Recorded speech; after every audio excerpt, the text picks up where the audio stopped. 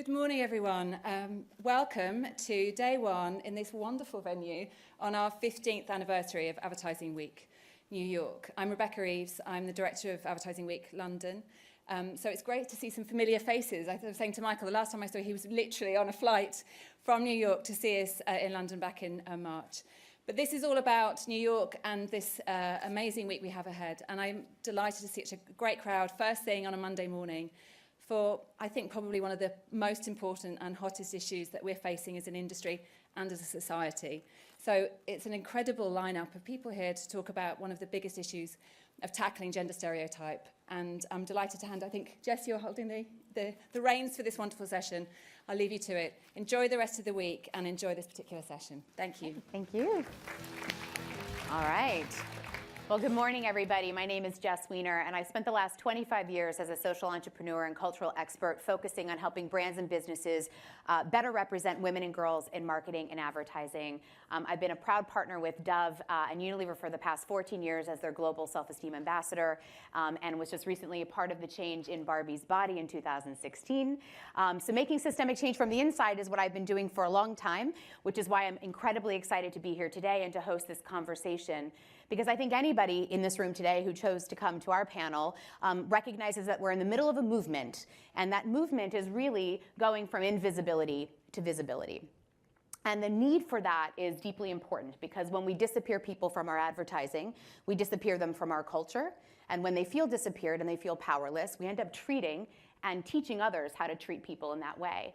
So we are really fighting a really important fight, I think, and we're going to be talking this morning about what we can all do collectively to do better, because what got us here won't get us there. So we are going to work on what's coming next, which is why I'm so excited to introduce you to our Unstereotype Alliance panel. The Unstereotype Alliance, in case you are not aware, is working to eradicate unconscious bias and gender inequality in our media and messaging.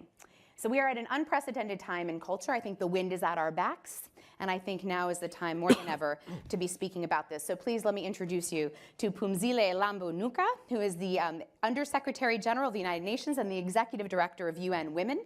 And she has been since August 2013. She's worked in government and civil society to combat poverty. Along with the private sector, she's been working to end apartheid in her home country of South Africa. She has a PhD in education and technology and began her career as a teacher, establishing global programs for young women.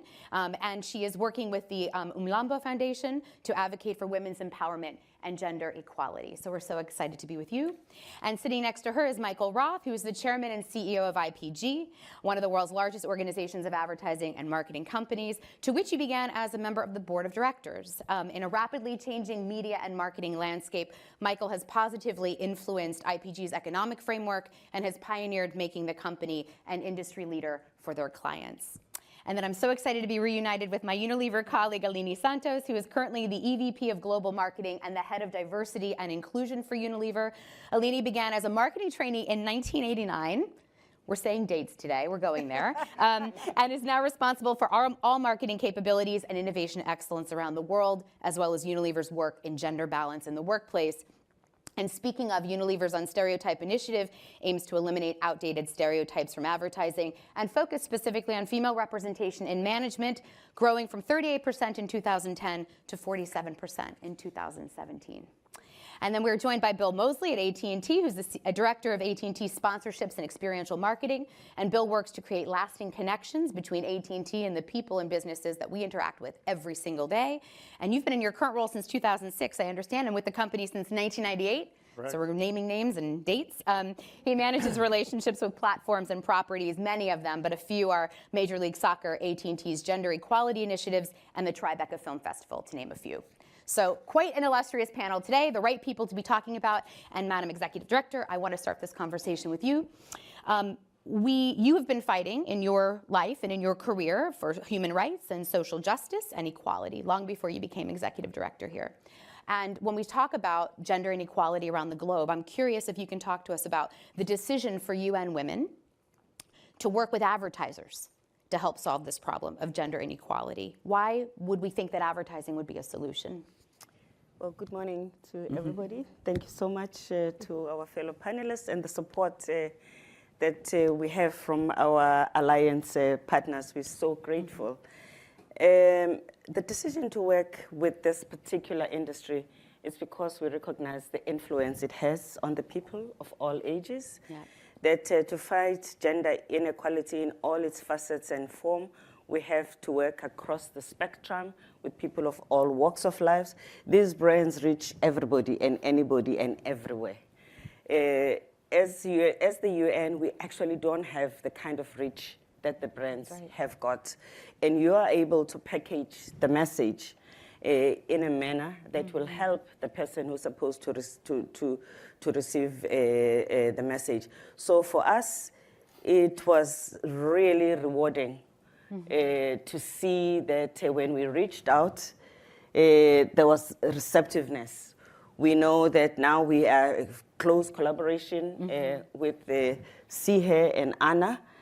These are partners that we otherwise could not see in the General Assembly. They reach a different target altogether, and people that we are always and often unable to speak to, because the biggest thing now is to preach to the unconverted. Yes. Otherwise, we speak to ourselves all the time. And this is for us groundbreaking and a reach to a much broader constituency in the world. Yes, and as advertisers and storytellers, we export these stories around the world. We are really literally leading and shaping culture. But this is an interesting alliance in that it is an aggregate of many different businesses. And I'm curious if you can talk a little bit about why the alliance is so important in today's business climate. Well, in today's business climate we're talking to consumers. We're talking to clients, we're talking to shareholders, we're talking to everybody that is critical for the business case of the different institutions. We are working with companies that care about their bottom line and care about the world. And we want to demonstrate that the two are not mutually exclusive. You can be a company making a lot of good money and doing a lot about making the world better. And these SDGs are about finding those connections between people, amongst people, and really trying to show that to create a world where we leave no one behind is everybody's business. And there is a possibility for everybody to make a difference. Just to give you a figure from McKinsey, that there's about $45 trillion gap that exists because of gender inequality, either by commission or omission. Things we don't do with women cost us money. Things we do to women also cost us money. If we're able to work in a systematic way to eliminate violence against women, laws that discriminate against women, economic prejudice against women, underrepresentation of women, inability to produce brands and products that serve women, all of that is money left on the table. Right. Who wants money left on the table? So. Certainly nobody in this room. That's for sure. Right, so I think when we back it up too and we think about the impact of everything that you've just said, this massive gap and the opportunity to fill that gap, we start with the messaging and the imagery that we see. But if we're going to bring this down to a really basic level, Michael, this is also a lot about recognizing what bias is. And we've had a lot of conversation in culture and in press lately about unconscious bias. But I want to start with a film called The Problem Is Not Seeing the Problem, because I think this will elevate our conversation to the next level. So Joe, if you don't mind, let's roll that clip.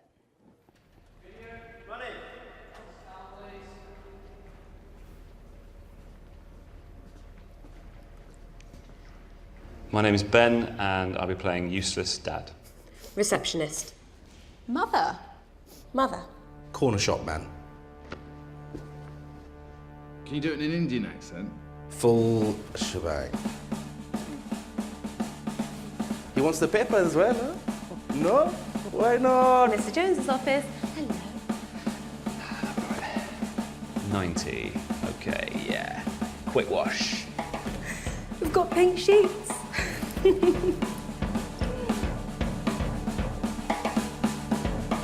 model.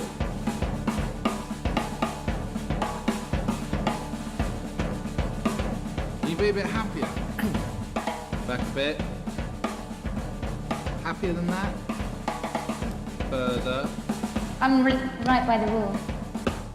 Perfect. Sorry, what do you want me to do?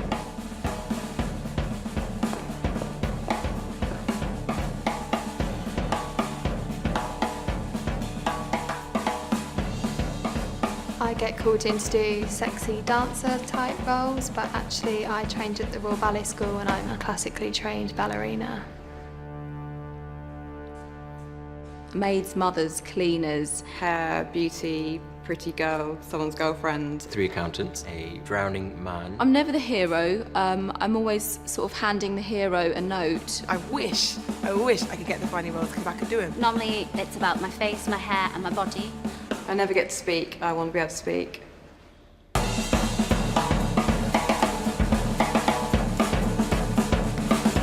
a fabulous, awesome black woman. I've never played a role like that.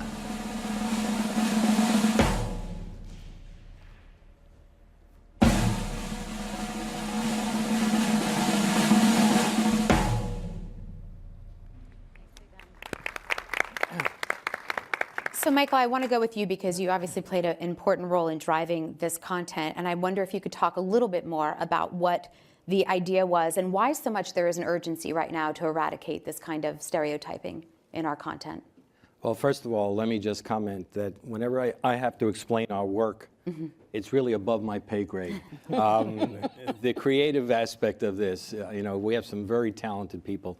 This particular piece was done by Mullen Lowe, one of our global networks, and Jose Miguel. And this was very important to the Alliance because it was the first piece that was going out. And it was important that we focus on the power of advertising and the power of our ability to communicate on a worldwide platform.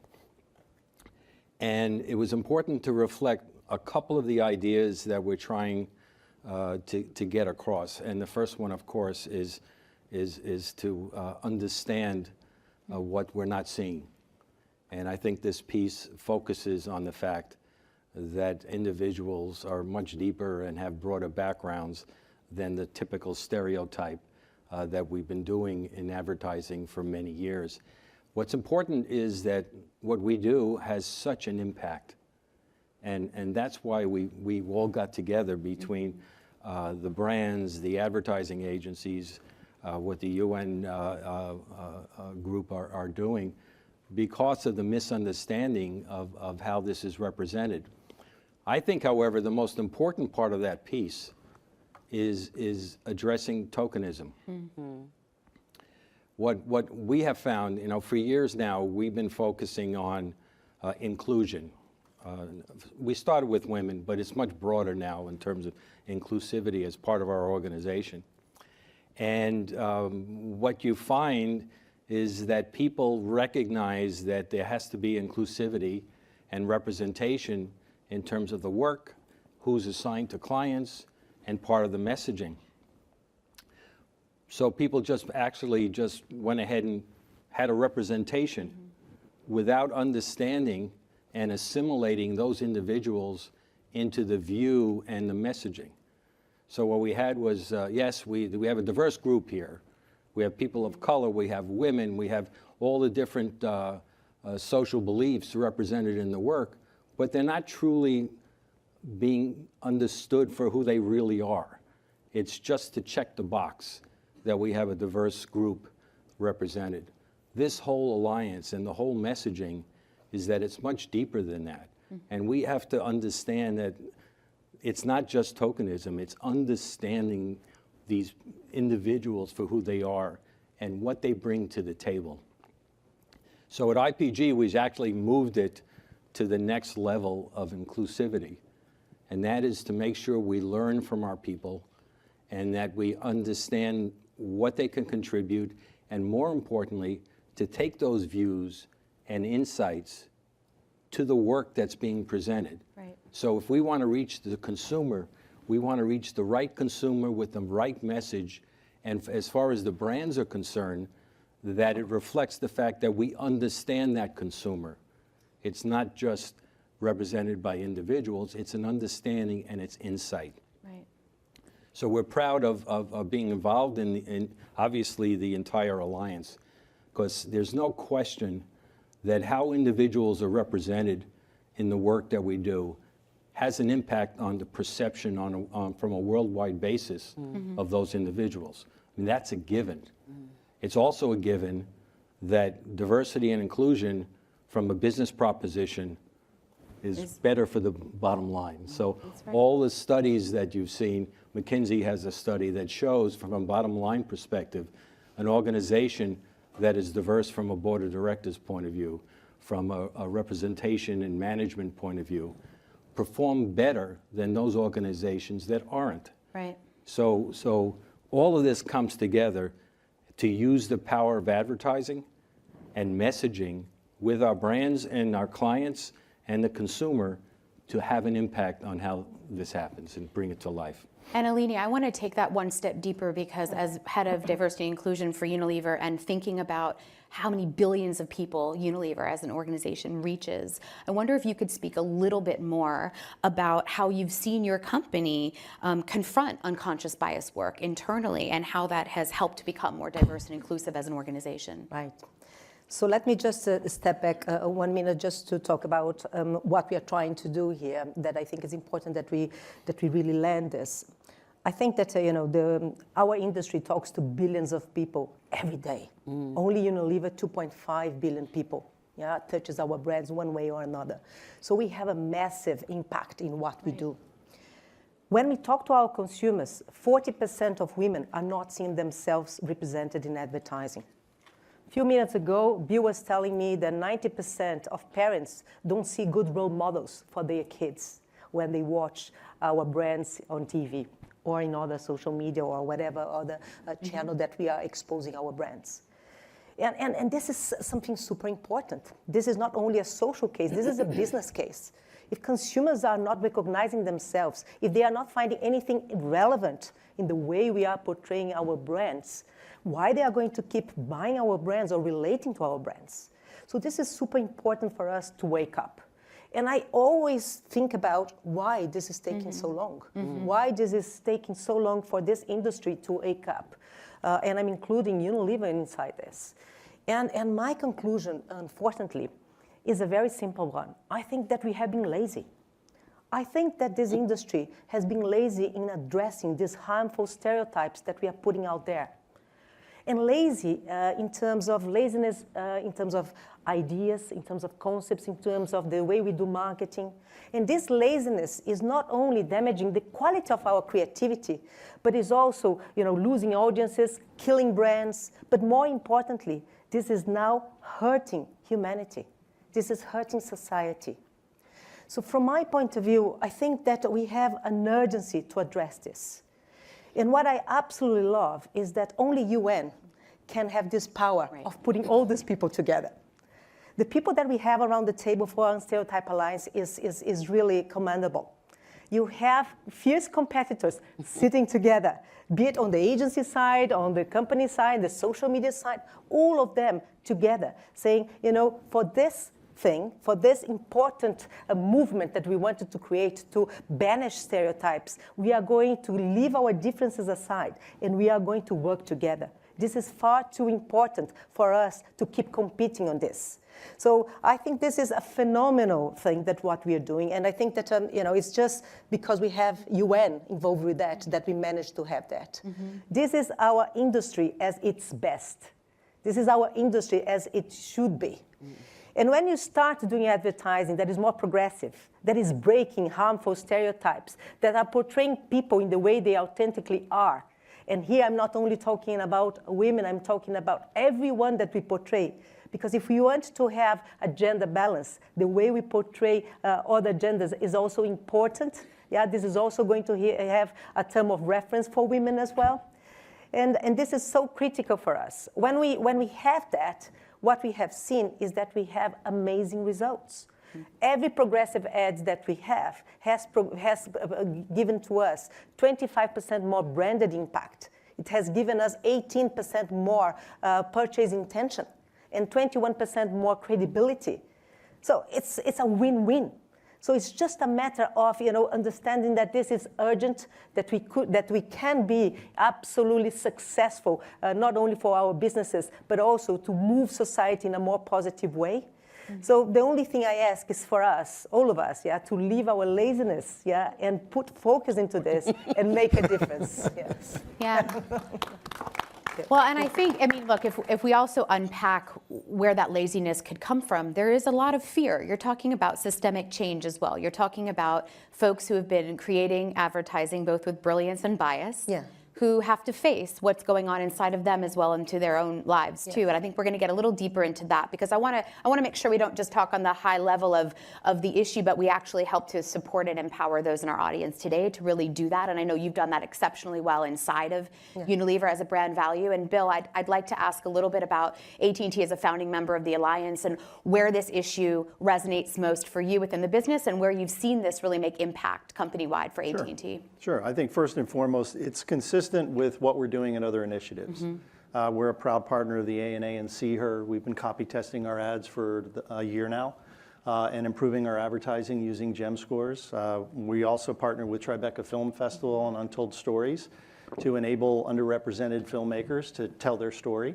And we're working with Reese Witherspoon on the Hello Sunshine Filmmakers Lab to make sure that there is a greater pool of women filmmakers. Only 17% of filmmakers in Hollywood are female today.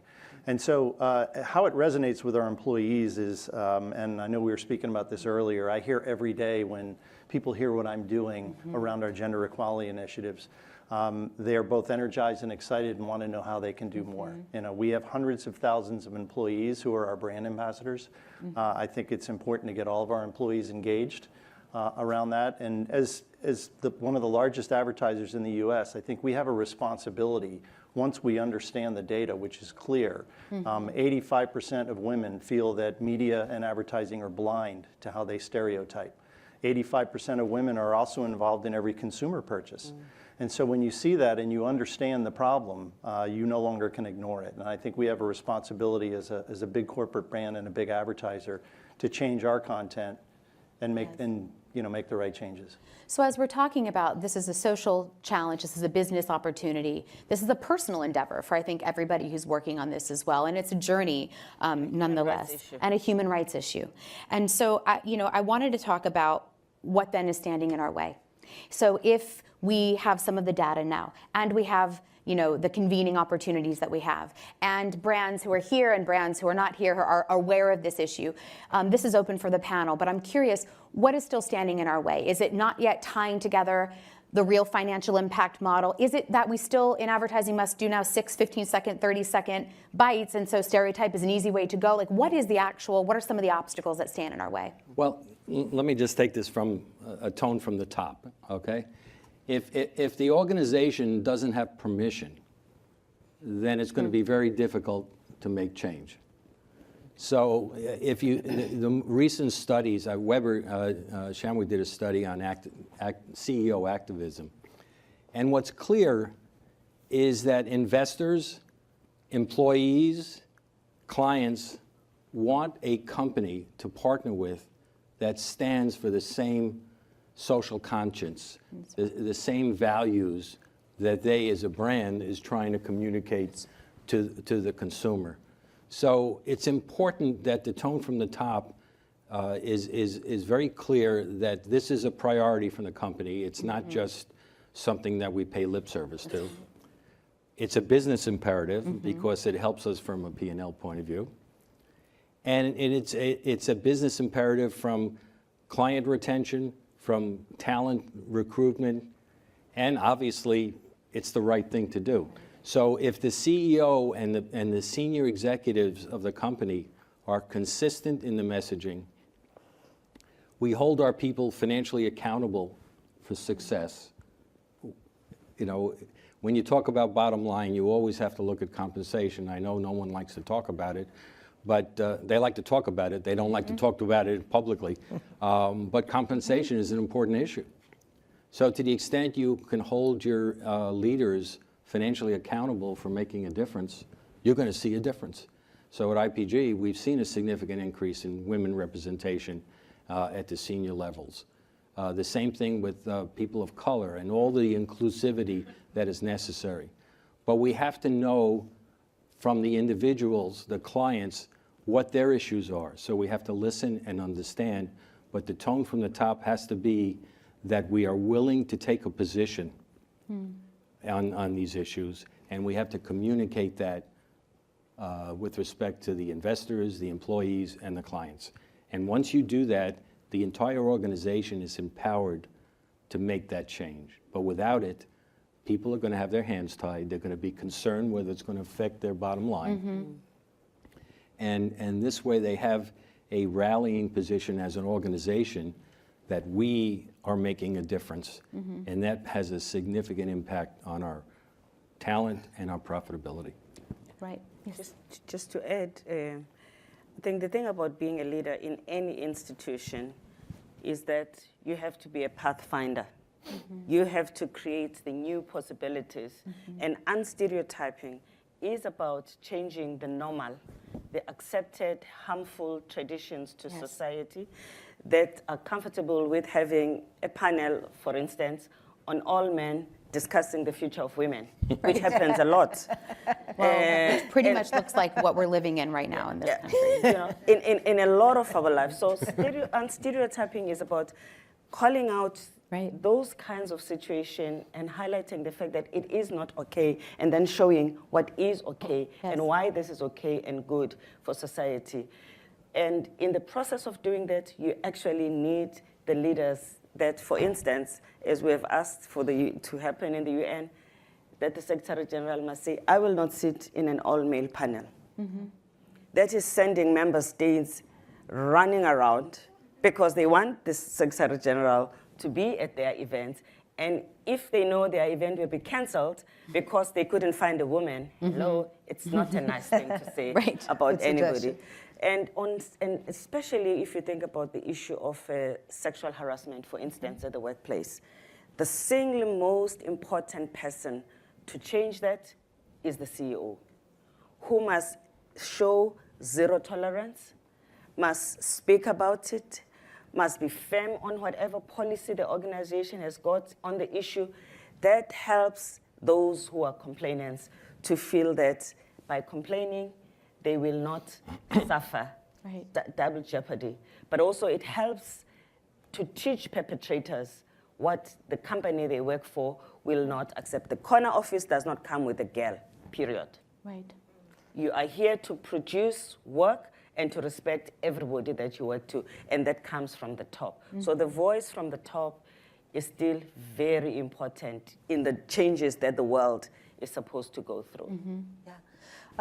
Just to complete, so I think that, you know, once you are out there talking about Unstereotype Alliance and how you want to unstereotype advertising, if you are not serious about this internally in your own company, that is going to be a problem. So you better be clear that in your company you are walking the talk, that you are talking so much outside. And at Unilever we have been in a journey, and now we are proud to have 47% women in our workforce, which is almost there, almost balanced. But you know, there are many other layers that we have to look at. It's not only about women as you know, gender. There are a lot of intersectionalities. There are a lot of other elements. There are other stereotypes that we are fighting every day and nobody's talking about. There is stereotypes about color. There are stereotypes about religion. You know, a great deal of the businesses that Unilever does is in countries where women are Muslim. They use hijabs. You walk in our offices, we still don't find them so often. Or see them in advertising. Or in advertising, they don't exist. So all those things we have to really walk our talk. So we are taking progress in that. So what we established at Unilever is a Unstereotype training. So we call it Unstereotype at Workplace, where we train people about all the sort of stereotypes that affect us. And this is, of course, another way of training about unconscious bias. But when you do that, I think it's only get efficient when you systematize the company, when you change things, when you make this something that is permeating every decision that you take. And I give you some examples. One of the things that we've done was to start including a specific artificial intelligence to recruit people to Unilever. We have more than 5 million people trying to get into Unilever every day. It's crazy.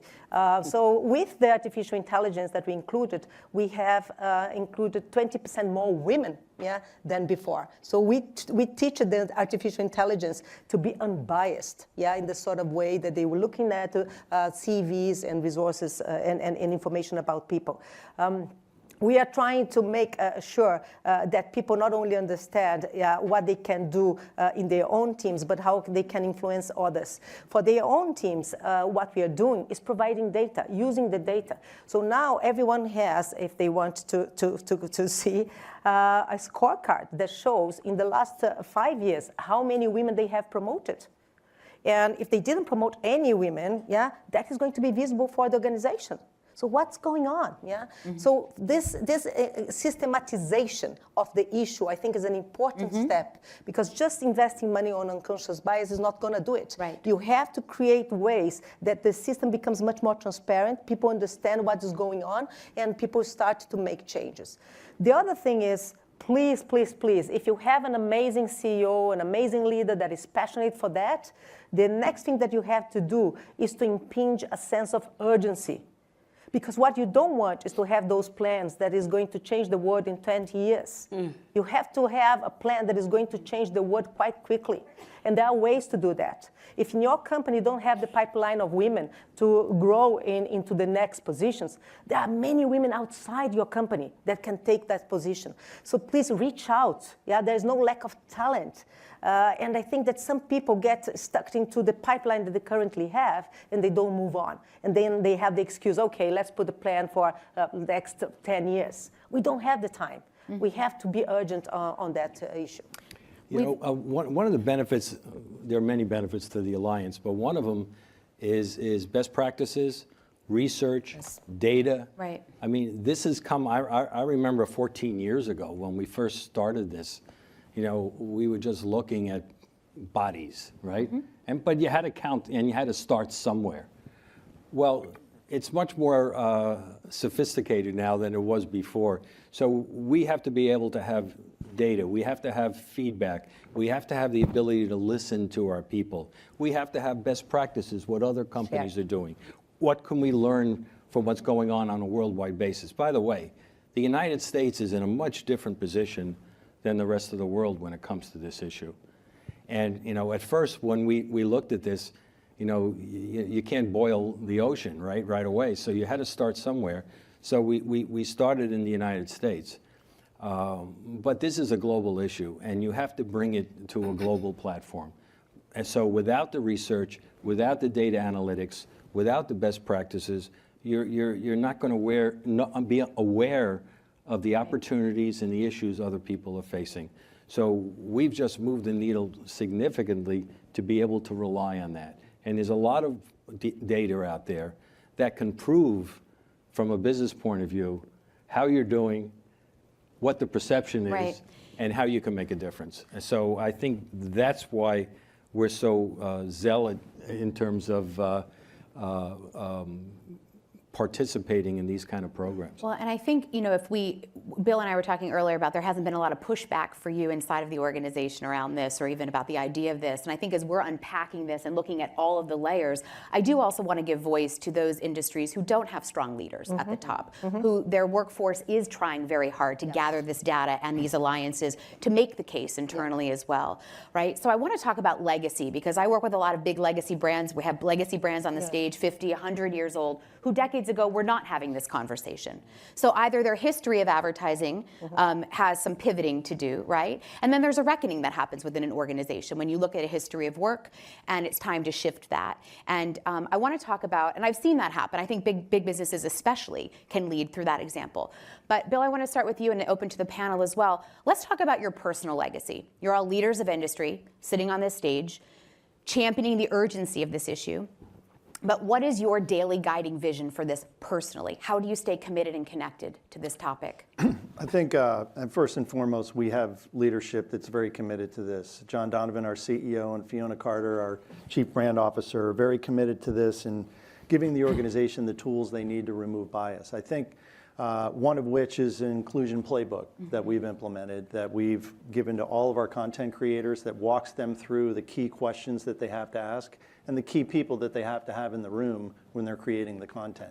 So I think if anything, the legacy would be that we wouldn't need an inclusion playbook anymore. That the truth is, marketers have been using stereotypes for years. The average consumer sees thousands of marketing messages a day. And to cut through that clutter, stereotypes have been seen as a very efficient way to communicate a particular idea about a person. So to some degree, it's systemic, it's cultural, and so you need education to get past that. And I think if we can get to a point where everyone is educated and everyone is asking the right questions and putting the right people in the room, to me the legacy would be we wouldn't need a playbook at all at AT&T and at our agencies. Well, for me, Yes. If I were to choose a legacy I'd like to leave for UN women and in the UN and the world for that matter, is bringing a much broader constituency of people who are fighting and standing for gender equality beyond the women's movement, because women have done everything that needed to be done to bring the issue to the fore. They need more people. They need men, and that is why we're investing a lot in our He for She initiative to work with men and boys, because these are critical stakeholders. But also we need private sector. Yes. We're sitting here because there's been a conscious effort on our part to reach out. We are working with traditional leaders. We are working with religious leaders. Yes. We're working with just about everybody who is not a usual suspect. Yes. In order to make sure that we're all speaking the same language. My experience of fighting apartheid in my country, in South Africa, was that apartheid was not won because black people were the only ones fighting against apartheid. It was everybody's business. In fact, you isolated those that were for apartheid, and you made sure that people, in the end, wanted to be part of this movement. Now in South Africa, you can hardly find anyone who was for apartheid. It probably sort of just ran itself. We have not reached a point in gender equality where everyone wants to be on the right side of history, and that is the rush that we have all of us. One of the things that I appreciate about the Alliance is that it is not just the might of one, it's the might of many, and we need that. And so with that, as we begin to wrap up this panel, I want to make a shout out to our newest Alliance members. So we're being joined by GSK, GlaxoSmithKline. We're being joined by our partners at Ogilvy. My partners here at Aerie are joining us. Anomaly and HP are just to name a few. And we want to invite everybody sitting in this audience as well to do the same. My very last question, because we're running out of time on such an important topic, which is for everybody sitting in here today. I'd love for you each concisely to share one action step that you think we could do today, sitting in this audience, to go back and to fight more diligently, more consciously, more creatively around gender inequality. What's one thing practically that everybody sitting in here can leave with today? Well, Go, no, please. no, please. Go ahead. So just using what we are doing here, I think that we need to use our collective power here. And I think that what we have been doing with the Unstereotype Alliance is already very helpful. I think that if you join the Unstereotype Alliance, you're going to learn a lot about what all those companies have been doing, the playbooks that we have been putting together in order to help companies that are starting this journey, companies that perhaps are not so well structured at the moment yet to deliver on this plan. They are already there at the Unstereotype Alliance. The WEPS, which is this women empowerment plan that UN has created as well, will help you also to guide you internally in your company on how you structure yourself. So I think here you can find all these playbooks, all these insights on how to do this in your company. And for the ones who are more advanced, what the Unstereotype Alliance is also giving to you is a fantastic benefit of research that is being done in each and every country in order that we understand the nuances of stereotypes.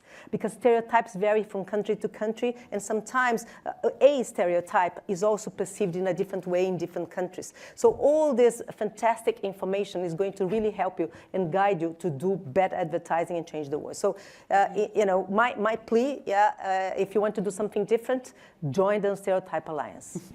So, okay, nobody else can take that answer. so let me just answer the question of my legacy. My legacy, by the way, is to have IPG, the organization that people want to work for and clients want to do business with. And if you don't recognize inclusivity, that is not going to be the case. And what I'm particularly proud of, and what I would, my message would be, if you're not affiliated or associated with an organization that shares your values, go find an organization that does, okay? Because it's so frustrating to sit in an organization when you're not being heard and actions aren't being taken. It's not enough to talk about it. They actually have to breathe it, live it, and make it happen. So that's what our objective is at IPG, and that is to listen, make change, and hold people accountable for it. So my message is make sure you're surrounded by people who have like-minded objectives, and that'll do you well for your entire career, because life is too short. Bill?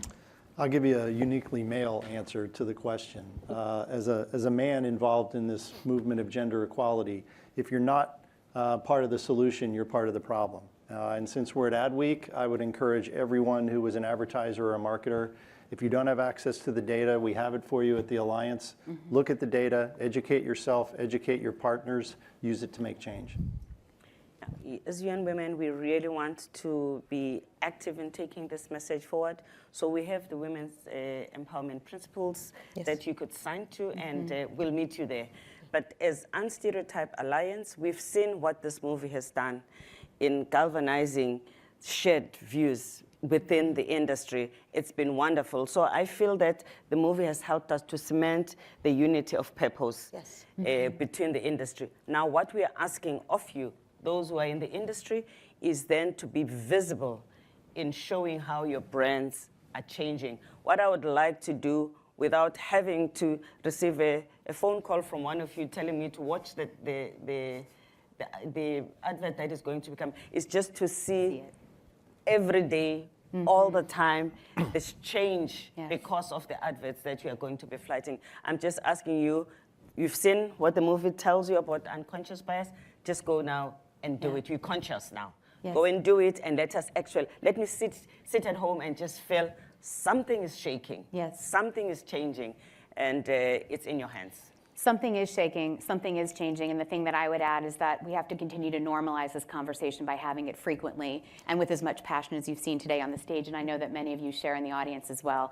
Thank you all so much for this conversation. To be continued. Have a wonderful Ad Week.